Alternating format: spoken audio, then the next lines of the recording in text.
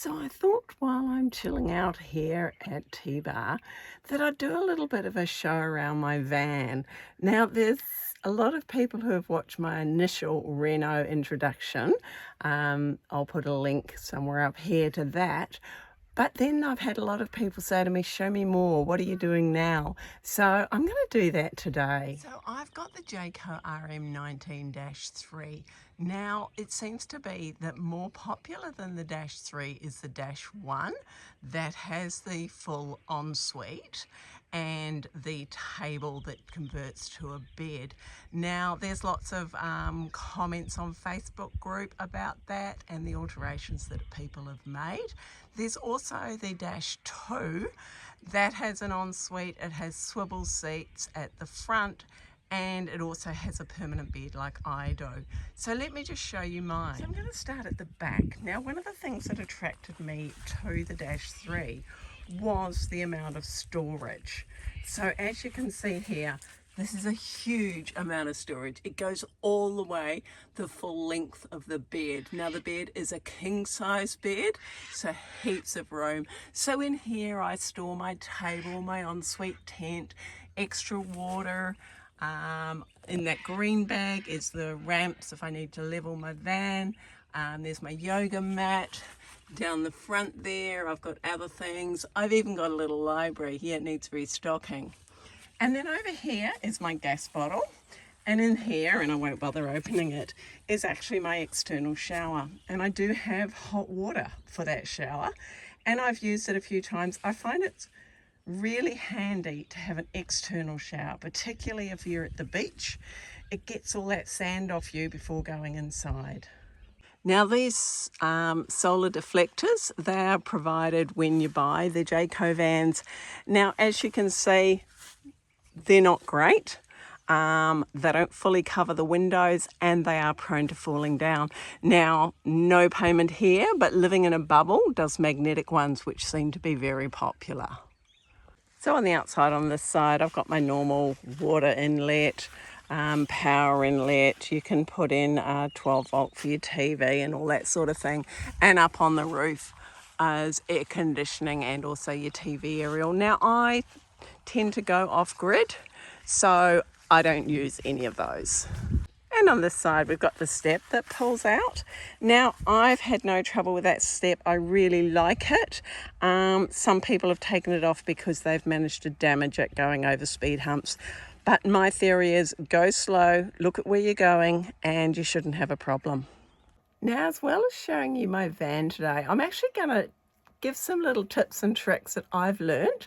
I've been travelling in my van, well this one and my prior one, I had a Mercedes Sprinter, and along the way I've learnt some things that have made life a little easier for me, so I'm going to share those with you here as well. Now inside the van I have got heaps of storage, 3 cupboards down that side, 3 cupboards down that side, really easy to open, lots of clothes. I put extra stands in there to make it easier that the clothes don't fall out. This one here, oh it's empty at the moment, but I pop my half-worn clothes up there, so it's really handy. And here if you're plugged into 240 volt, you've got all your power switches, you've got a 12 volt inlet, all sorts of things. And then up here, this is the sphere controller. So the lights in these vans are Bluetoothed. So I've got 2 switches, one here, one just around the corner of the fridge. So I find these are really handy. I just picked those up, I think, from a reject store or from Kmart. Now you'll see I've got a couple of large cushions here. I've actually taken the inside out and I put my warm gear in there, so all my jackets and things. So it saves them taking up room. I also have a cushion here, but that's not stuffed. That's very comfortable for sitting. And under both of these seats is actually more storage. And this door down here, that actually goes through to where I keep my toilet. And this rod here is for setting the table on. And here's the kitchen. Now, once again, heaps of storage. There's another bank of 3 cupboards here. I'll just show you one of them. So I put containers in. It stops everything rattling around. Heaps of room. Up here is my controller, so I can read everything you need. Now, this is different depending on what model van you have. Yep, sink. It's a 2-burner gas stove, works really efficiently. 3 drawers and the cupboard. Now this is where my hot water is, and yeah, they recommend don't store anything in there. Now another little tip, I actually keep this bowl in the sink. Now it's actually a dog bowl, it doesn't slip around, but it means if I've got dirt on my dishes, I can just toss it out rather than putting it in my grey water tank. And yes, the Jaycos do have a grey water tank, so you are fully self-contained. Another useful thing that I found, and these were in Kmart, I think they were like $5. These hooks on the back of the seat are really, really handy just for hanging all sorts of things. And I also put my hats so they don't get crushed. Oh, and I also use those hooks for hanging up some of my clothes. Now, we've got quite a bit of bench space, but there's additional bench space. This just pops up and locks into place. So very handy if you need a bit more room. There's a good sized fridge. It does take a bit of working out to get the temperature right, but that's all good. Up the top here, I call this my loft. I store my table. I store my mesh screen. I store another curtain, I've got a tripod, all sorts of things up there, very handy. Just make sure if you're using it that you don't knock that light switch. And again in the front here, I've got screens. Once again, they seem to have shrunk, and I may talk to Jayco about this. So the Renault van that I've got is a Renault Master. I bought it in October 2025, and my previous van was a Mercedes Sprinter. Now instantly I noticed the difference. First of all, this is front wheel drive, so your turning circle's not particularly tight.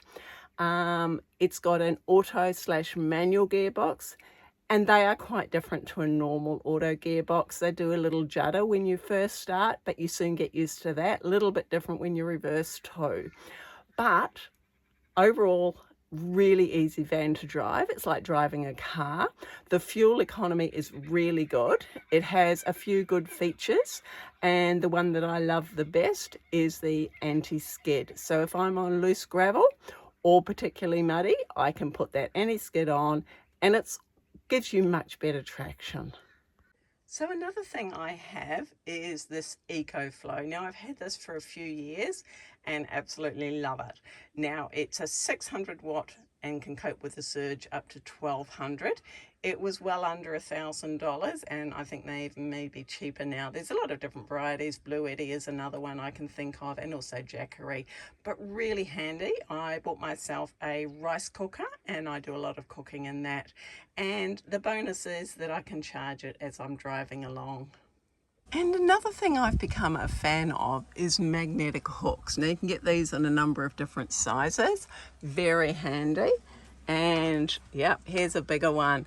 So yeah, they're my best friend, and you can just get them from Bunnings. Oh, and also just thinking about that, I should mention that these vans have DC to DC. So what that means is as you drive, your house battery does charge up, which is just makes it so easy, and it seems to charge really, really quickly. You don't have to do a lot of kilometers, and it's recharged. So there's heaps of room in the front. I haven't yet got seat covers, that's a plan. One useful thing I have here, thanks to my daughter, is this great shoebox. I keep maps down here. Other than that, it's just your normal interior of a van. So I think that's about all of my showing you around my van and giving you tips and tricks. If anyone's got any other tips or suggestions, I'd certainly be open to that, as are other viewers, I'm sure. And if you've enjoyed this video, why don't you follow the channel? That's right, you're looking at Anne's Space. Give me a thumbs up, and I hope to see you back. So thanks for watching, and bye for now.